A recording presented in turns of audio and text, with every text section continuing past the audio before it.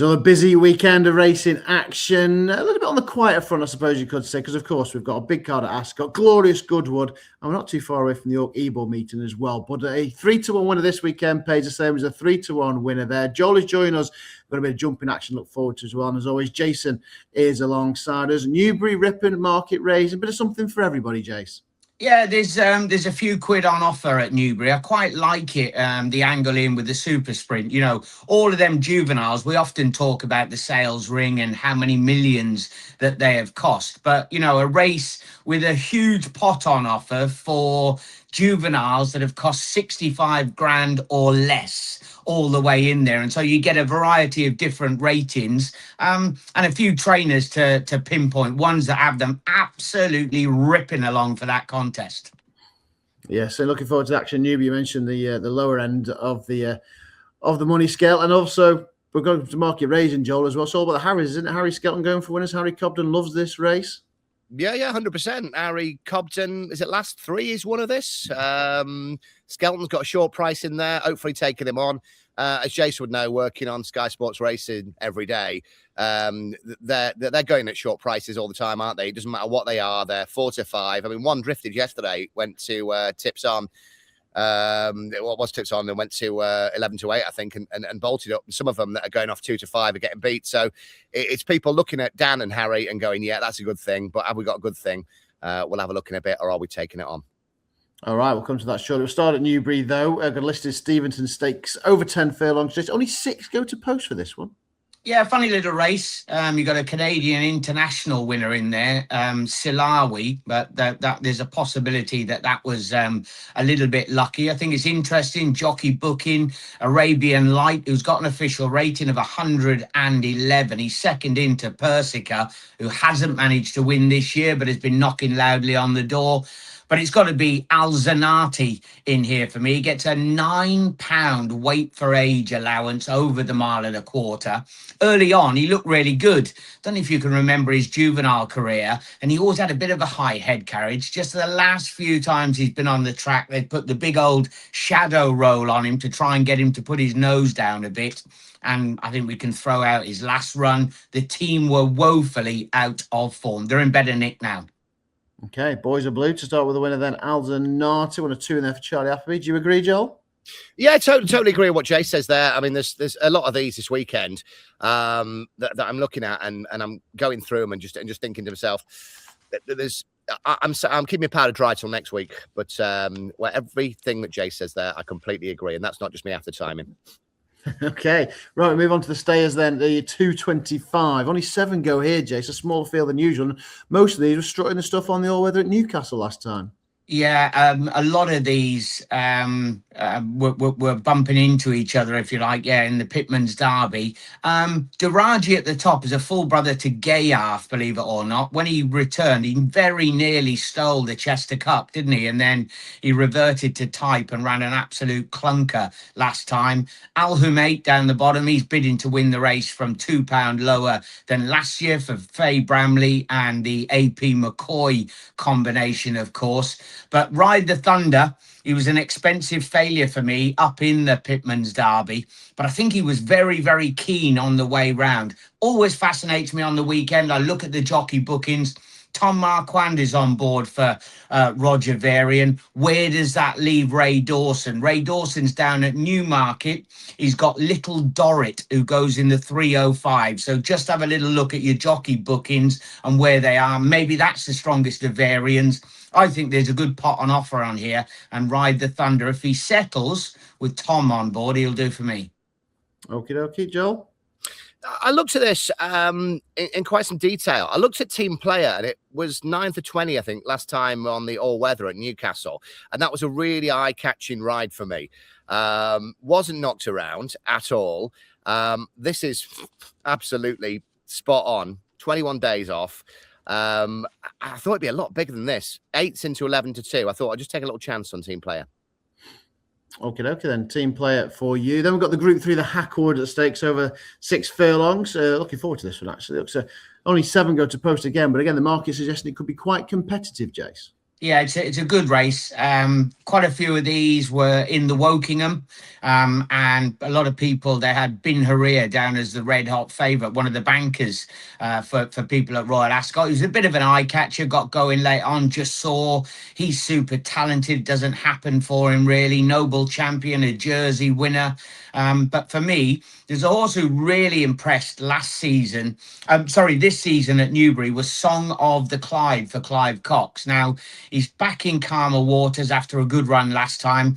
I think he'll probably get away on the front end again. He managed to make all down here. Small field, easy time up on the front end. Ross O'Ryan, that will do for me. He's grown into a really good physical as a 3-year-old sprinter. Okay, the only 3-year-old in the field as well, getting weight off the rest, Joel. Bin Harir, for me, what was he in the Wokingham? Like Jace alluded to, I think the world and his wife, or the world and his boyfriend, were on that day. Didn't happen. We're 6 in that. I think we keep the faith, and the bookies are just holding on to our money with a bit of interest. So Bin Harir for me.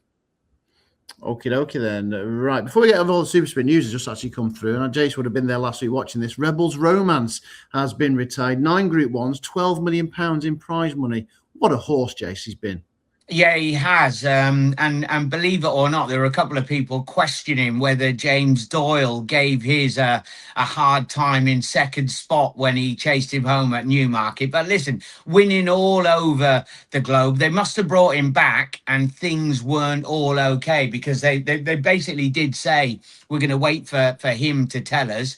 But yeah, certainly would have liked to have been on his back on numerous occasions, collecting some of that 12 million. And he was Billy Loughnane's breakthrough Group 1 success at the top level. That was over in Germany, wasn't it? He was, yeah, over in Germany. Yeah, no, he's been a great servant, 8 years old, and great servant to Connections, Rebels Romance. A happy retirement to him. Right. I was just going to say, I was watching that day on ITV, and I think Jace changed tack on this one, because first of all, there was a Doyler there. We all love the Doyler, and Charlie was saying that we might go to Breeders' Cup, might do whatever, and I'm thinking on a better day with a vigorous ride would have got beaten. So I don't think it is a surprise, but what a horse. He certainly was. Right, let's look into the Super Sprint then. As Jason was saying, big prize for those at the lesser end of the sales ring. But I said big pot and offer. Now, you've got history in there. You've had some big prices at the frame in this before. So what are we going for this year? Yeah, look, if you go on ratings, although she does have a penalty, Binkt Archange, obviously at the top of the pack, and a lot of people are going to latch onto her.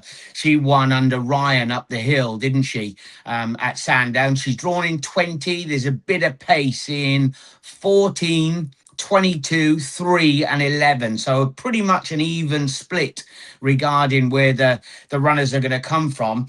I was lucky enough to be at Wolverhampton when Final Appeal won on his second start for Carl Burke and the team. He showed an awful lot of pace when he ran at Nottingham on his debut and just got a little bit tired. Went to the Lily Agnes. I don't think that's bad form. Adonis, he's missed Royal Ascot. He'll be going, I think, at Goodwood, possibly.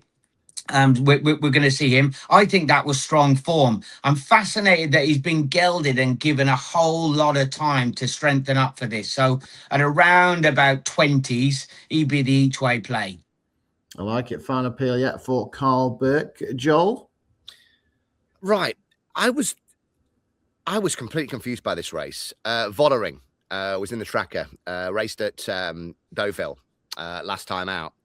Tom Marquand is on now for Archie Watson. Was only beaten a length and a half in Deauville, and again with no disrespect, but we can always have a go at the French jockeys. With a better jockey on, I think would have probably won that race. Tom Marquand is on today, who is top class of the current crop. This horse was around 5-2 earlier on this week. It's now 9-1. As a leg fallen off, or what? I mean, I thought this was one of the stronger bets of the week for me.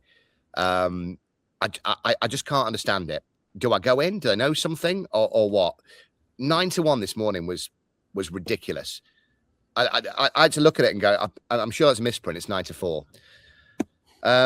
Any ideas? I mean, are you on the No, same? and you're right as well, because if you go on official ratings, it's got a mark of 91, the daughter of Sioux Nation. And yeah, I've got that little bit of experience, goes handy, drawn with a little bit of pace as well, drawn in 26, get a nice toe from Ballisti, who's in there for the Jones team. So yeah, I can see it.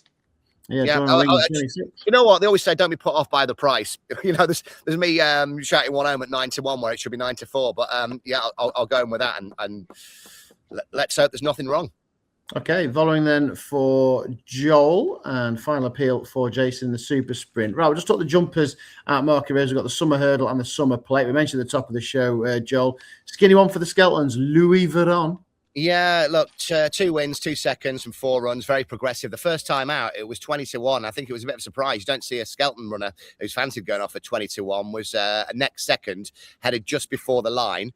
I was at the Swinton Hurdle meeting at Haydock when Moonshine won at 33-1. I backed Indemnity that day, finished 10th, beaten 15 lengths, had completely bombed out. And I backed that based on the Sussex Champion Hurdle beforehand, where Emma Lavelle was pulled in, won that by 5 lengths to explain the improvement in form. I had no idea. I think I do have one in here, though. When you've only got the 2 jumps races in ITV, and I love my jumpers, I like to get a good dip into these. Number 13 is High Fibre. It's trained by James Owen, but has come over from Harry Fry. Popped it in at York last week in a handicap. It was finished 3rd under Mason Patel, who I really, really like. Once a chance had gone, it had gone. The interesting thing is, throughout the career, it's always been ridden with headgear on. There was no headgear this day. The visor goes on for the first time today. James Owen has straight away booked Sean Bowen. The first jock up there was Sean Bowen. I think this visor, hopefully sparkly improvement, will be ridden handy. James Owen, it's a cliche, but we know what you can do with not necessarily cast-offs, but horses from other stables. So it ticks all the boxes for me, and we're still a double-figure price. So I'd take that. Look, the Skelton horse may be £10 well in, and one of those, but I thought High Fibre at a double-figure price was absolutely spot on for me. I like it, yeah. Good diet. High fibre, right down the bottom then, off a low weight. That's a good diet, Sean Bowen, 10 stone 7 there. And then the Summer Plate, mentioned Harry Cobden's incredible record in this. He's on board Soul Icon, heading a field of 13 now. In the air, doesn't go. Yeah, good prize money there, 75 grand and 42.5 grand to the winner.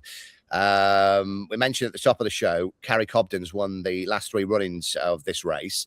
Was a next second in this 2 years ago, Soul Icon, up £4 from that run.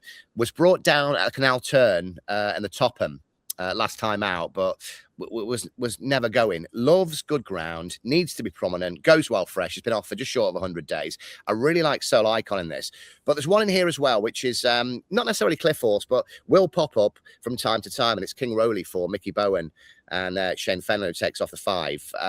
Likes the ground, faster the better. A month ago was 2nd of 7 over course and distance, 34 lengths clear of the 3rd. It's not the best of jumpers. It will jump left, it will jump right. It's not one of those ones where you go, oh, it jumps right all the time, or it jumps left all the time.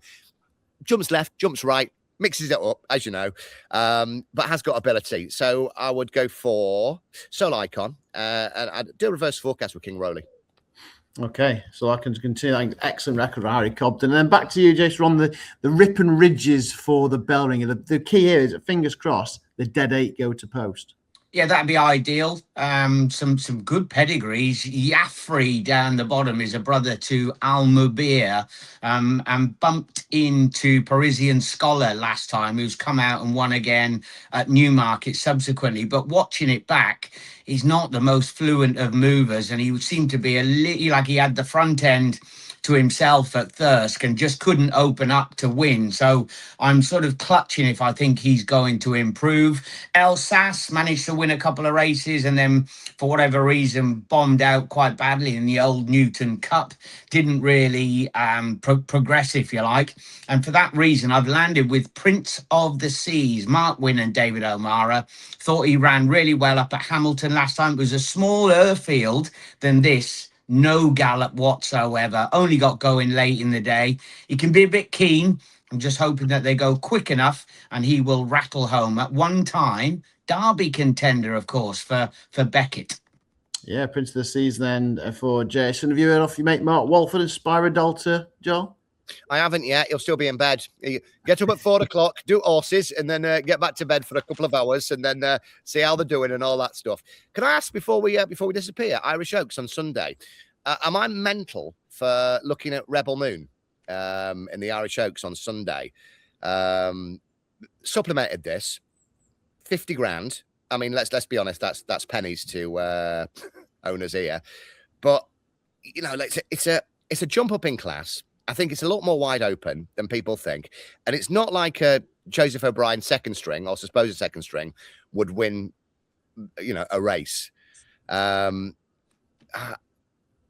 mean, I was looking through that last night on Racecourse debut at Gowran, or Goran Park, that filly's maiden. It beat JP Horse in second, which not done a lot since. But Joanna Walsh was back in third that day, and that was a Joseph first string, 7-4 favourite. Rebel Moon, 500,000 guineas as a yearling by Lope de Vega. I thought, looking down, there's negatives to find with a lot. Unbeaten, all right, only a couple of races, but the supplement says to me, let's have a go. Yeah, absolutely. And is it not saying that Joseph's not keen with thundering on? And I mean, she was a major disappointment, never went with any fluency whatsoever last time. Yet when we looked at her winning in the Betfred Oaks, we thought, wow, she's going to be one. She's probably going to go in the Arc. She's going to go in this or whatever. And it hasn't really happened. I'd certainly go along there. Matt will know for sure which one I'm hanging on to. It's got to be Earthshot for me, isn't it? For Doyler and Haggis. I was about to say, we've not had a William Haggis pick all week. And there you go then. Wow, but they'll go and win the biggie over there. And of course, Maltese Cross, talk about him getting out of jail as well, didn't he? I know how disappointing it must have been for the Ammo team and Ancient Egypt, but how far would Maltese Cross have won if he'd have got a clear passage? We'd have been saying, oh, he's come home on the bridle. So yeah, no, couldn't put you off in the Oaks, that is for sure. But I'll be latching on to Earthshot. Brilliant stuff, yeah. Great race. Got the Betfred Oaks win, as you say, they're thundering on. Yeah, I think Tom Marquand had been quite relieved he managed to get Maltese Cross up. Had nowhere to go, did he? But it was an impressive performance. Will we see him in the Betfred St. Ledger? Could it be Arc bound? Willed at his feet for him. Right, boys. Cheers for all that. What would be your best bets of the weekend? Starting with you, Jace. I'm going to go with Song of the Clyde. I think that the way he managed to win, making all, and it's just the makeup of the race. I mean, Soldier's Tree, Bin Hurriya, Jasur, they're sort of mid-division runners. They normally drop in and have a little bit of a chance early on. Surely Song of the Clyde's going to pop along in front, and you know how tough it is to pick them up at Newbury under quick conditions. So he'll do for me. Okie dokie. Song of the Clyde at Newbury for Jason. Joel? The summer handicap hurdle, 210 at Market Rasen. Got to go with High Fibre. It's double figure price still. Sean Bowen's booked. Gone to James Owen, like we said. Visor first time. Look, everything looks to tick every single box. So, for me, High Fibre. You made a very viable case, that is for sure. Right, thanks, gents. Something for everyone, as I say. Some listed, some pattern races. We've got the big Super Sprint for big money, classics for the Irish Oaks, and some jumping at Market Rasen. Everyone will be happy this weekend, especially if these boys put you in the direction of a few winners. Best of luck, whatever you're backing this weekend.